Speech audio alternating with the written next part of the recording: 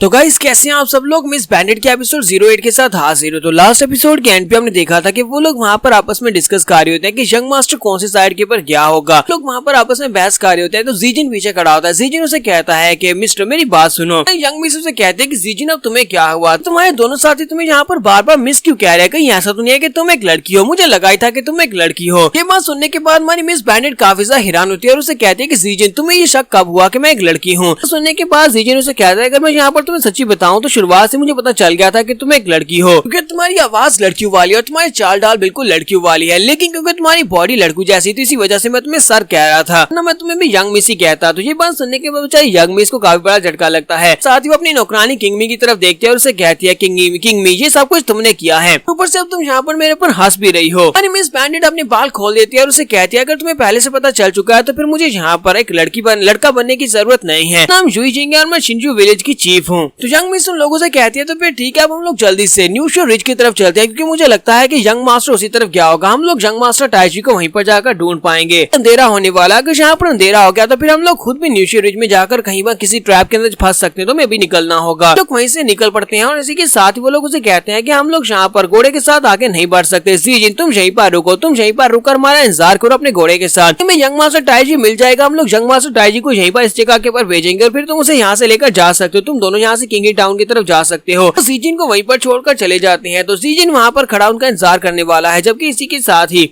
में ली फैमिली का दिखाया जाता है कि ली फैमिली के जो लोग होते हैं, ली फैमिली के लोगों ने इनकी सप्लाईज को लूटा होता है, टाई फैमिली की सप्लाईज को लूटा होता है। तो वो वहाँ पर अपनी सप्लाईज के बोरियों के सामने खड़ा होता है और कहता है सभी लोग तो वाकई में बहुत ज्यादा बेवकूफ थे, उन सभी को बेवकूफ बनाना बहुत ज्यादा आसान था, उन सभी को हमने शिंजो विलेज की तरफ भेज दिया है। टाई फैमिली की उन बेवा औरतों के साथ बिल्कुल अच्छा हुआ। उन बेवा औरतों से मैंने कहा भी था कि वो मेरे साथ शादी कर ले या फिर मेरे बिस्तर को गर्म कर दे, तो मैं उन लोगों का साथ देने को तैयार हूँ। लेकिन वो कमीनी औरतें वो किसी के साथ भी ऐसा करने को तैयार नहीं थी और इसी वजह से अब यहाँ पर उनके साथ अच्छा ही हो रहा है। हमारी ली फैमिली ने उनके पास से बहुत सारा माल चोरी कर लिया, उनकी सप्लाईज की चीजों को हमने चोरी कर लिया, जबकि उन्हें लगेगा कि यहाँ पर माउंटेन बैंडेट्स ने उनके पास से चोरी की है। इस तरह हम लोग टाई फैमिली से भी बच जाएंगे और इसके अलावा हम लोग शिंजू विलेज की जुई जिंग को प्लीज कर सकते हैं। जब ये लोग जो टाई फैमिली के लोग उनके ऊपर अटैक करने के लिए जाएंगे तो हम लोग उनको बचाएंगे। इसके बाद जुई जिंग की शादी मेरे साथ हो जाएगी। इसके साथ ही जीरोंग ट्राइब की एक लड़की उसके पास अपीयर होती है और उसे कहती है कि मुझे यहाँ पर तुम्हारी सारी बकवास बातें नहीं सुननी, ये बताओ कि तुम्हारे लोग अभी तक उस यंग जानवर को क्यों नहीं पकड़ पाए, तुम लोग अभी तक उस टाइजी को पकड़ क्यों नहीं पाए। मास्टर ली पीछे की तरफ घूमता है और उसके मुंह पर हाथ रखते हुए कहता है कि मेरी लेडी वो तुम्हें परेशान होने की जरूरत नहीं है, मैंने अपने एक बंदे को उसके पीछे भेजा था, वो उसे न्यूशी रिज की तरफ लेकर गया था, लेकिन वो का जो था यानी वो यंग मास्टर टाइजी जो था वो एक पिट के अंदर गिर गया है, गहरे गड्ढे के अंदर गिर गया है, वहाँ से बाहर नहीं निकल पा रहा और ना ही वो निकल पाएगा। अपने कुछ और लोगों को वहाँ पर भेज रहा हूँ ताकि वो जाकर उसे वहाँ से निकाल कर लेकर आ सके। इसके साथ ही वो लड़की जो होती है वो काफी ज्यादा गुस्सा हो जाती है, वो अपने पास एक रस्सी निकालती है और उस रस्सी को उसकी गर्दन में बांध कर उसे कहती है अगर तुमने यहाँ पर मुझे टच भी किया तो फिर मैं तुम्हारी गर्दन काट दूंगी, इसलिए दोबारा इस तरह की हरकत कभी मत करना, क्योंकि हम लोग यहाँ पर तुम्हारे गुलाम नहीं है, तुम हमारे साथ इस तरह की बदतमीजी बिल्कुल भी नहीं कर सकते। मास्टर लियो से कहता है अच्छा ठीक है, मुझे समझ आ कि मैं दोबारा तुम्हें कभी भी टच नहीं करूंगा, मैं जल्दी से अपने लोगों को भेजता हूँ ताकि वो न्यूशी रिज के ऊपर जाकर वहाँ पर से यंग मास्टर टाई को वहाँ पर से लेकर आ सके। नेक्स्ट सीन में न्यूशी रिज का ही दिखाया जाता है। हमारे यंग मिस के दोनों साथी वहाँ पर होते हैं और वो लोग जंगल में उसे ढूंढ रहे होते हैं। न्यूशी रिज में आगे की तरफ बढ़ होते हैं और चिल्लाकर उसे कह रहे होते हैं टाइजी तुम कहाँ पर हो। तुम सोच रही होती है कि पता नहीं वो लड़का कहाँ पर चला गया। मेरे इंस्टिंक्ट बिल्कुल ठीक थे, मुझे लगा ही था कि वो लड़का मुश्किल में होगा। इसी के साथ ही साम मिमी उसे साइड के ऊपर बुलाती है और उसे कहती है कि यंग मिस यहाँ पर आओ, जहाँ पर लगता है कि फाइट के निशान, लगता है यहाँ पर कोई था। यहाँ पर जाती है तो पेड़ के ऊपर वहाँ पर निशान पड़े होते हैं, तो वो कहती है मुझे लगता है कि ये स्क्रैचेस जो है ब्रांड न्यू है, यहाँ पर किसी की फाइट हुई होगी। यंग मिस उन लोगों से कहते हैं कि मुझे लगता है कि वो यहीं पर आसपास ही होगा, वो कहीं पर आसपास ही होने वाला है। वो चिल्लाकर कहती है कि टाइशी बेबी तुम कहाँ पर हो। तो इसी के साथ यंग मास्टर भी इसकी बात सुन लेता है। यंग मास्टर भी चिल्लाकर उसे कहता है कि मैं यहाँ पर हूँ। हमारी यंग मिस बहुत ज्यादा खुश हो जाती है और भागती हुई आगे बढ़ती है। जैसे वो भागती हुई आगे बढ़ती है तो उसे भी दिखाई नहीं देता कि वहाँ पर एक गड्ढा था, तो पाँव स्लिप हो जाता है और वो बेचारी वहाँ से नीचे की तरफ गिरने लगी है। इसके साथ ही बेचारी का पाँव स्लिप होता है और वहीं पर नीचे लटक जाती है।